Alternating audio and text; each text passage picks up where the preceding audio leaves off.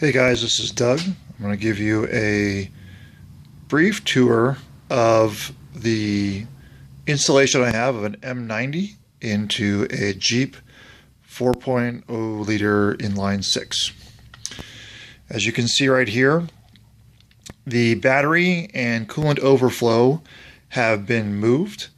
The battery is now over here on the driver's side, and the coolant overflow bottle is this fairly small coolant overflow bottle right here. The supercharger itself is actually pretty buried in there by the air filter, but it is actually mounted off to the side of the air conditioning compressor.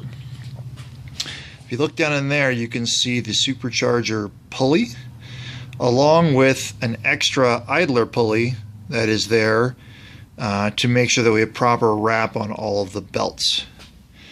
There is, down in there, I don't know if you can see, there's all the connection points for the original battery leads, so we didn't have to move too many of the leads around. There's the intake hose, which snakes around. To free up enough room, we actually relocated the power distribution center up and out, so it's suspended from the sidewall to allow room for that hose to go underneath. We go back here.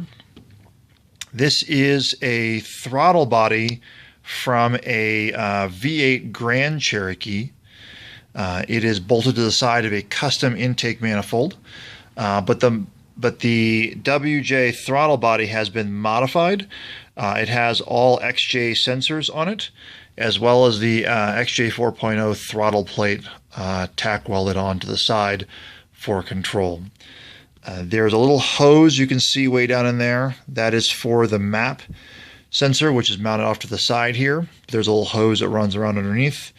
That's the throttle position sensor. And way back in there, which you can't really see, is the idle air control. This is a custom mount that I built for the throttle cables to keep everything at the correct angle, but yet fit underneath the roof, underneath the hood, I mean. Back here, you can see a bunch of vacuum ports for all the standard vacuum fittings, along with the factory intake air temperature sensor. There is a line right here where I brought over and extended all of the sensors from the factory connection, which is right over there, to allow me to actually run all the throttle body connections over on this side. Also down here you can see the bypass valve assembly. That is a trigger hose which actually comes from this side of the discharge of the supercharger. Basically then everything goes from that custom intake manifold over here into the supercharger, which is right here, kind of crammed in there. Again, there's a port for that, for the bypass valve. Then it discharges, goes over here. There's actually an additional mount which goes way down in there and actually ties into the motor mount for some additional rigidity and strength in there. Then that hose comes up. There's a T in the pipe. There's a little bit of a soft thing because there's a soft connector because the angles are a little bit different. Then it comes over here and goes into a modified intake manifold. That intake manifold has been bored out to 70 millimeters with a custom machined intake adapter.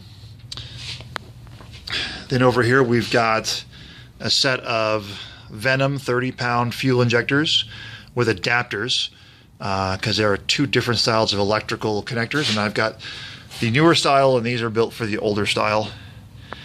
Right here is a pressure sensor for the AEM boost gauge, or I say manifold pressure gauge, and this is a sensor for the discharge air temperature. This is used for an aftermarket gauge. This is not used by the engine at all.